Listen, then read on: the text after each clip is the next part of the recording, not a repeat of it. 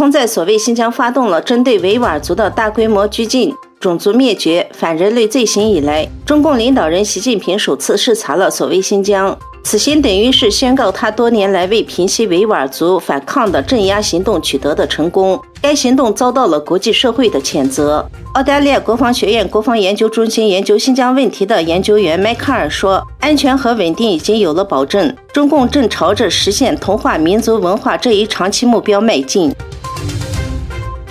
美国财政部长耶伦周一表示，美国希望终结对中国稀土、太阳能板和其他重要商品的过度依赖，以免面临中共像对待其他国家一般切断对美国的供应。他告诉路透社，他正在推动美国与韩国及其他可靠盟国加强贸易连接，以改善美国的供应链韧性，避免受到地缘政治竞争对手的任何可能性操控影响。呼吁盟国之间应建立更深的贸易连接，以加强供应链，对抗通货膨胀，并阻止中共的不公平贸易行为及试图主导关键的原材料和技术市场。根据彭博社报道，在吸引外国资本进入中国市场多年以来，中国正面临着金融去全球化的时期。分析报告称，当看到中共清零政策和地缘政治风险的回归看不到尽头时，更容易把中国放在一边。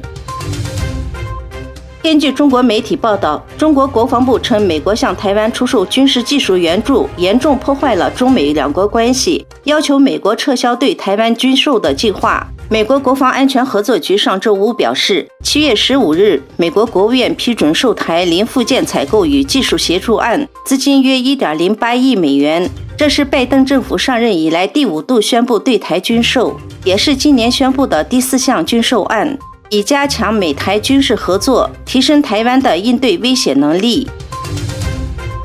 加尔杰斯斯坦部分大学机构财务和学术自主权的法令获得批准。根据报道，总统签署了该法令，采取措施提高该国一些高等职业教育机构的潜力和竞争力。7月18日，欧盟委员会主席冯德莱恩和负责能源事务委员访问了阿塞拜疆。在访问期间，欧盟与阿塞拜疆签订了新的天然气采购协议，计划在数年内使阿塞拜疆输往欧洲的天然气翻倍。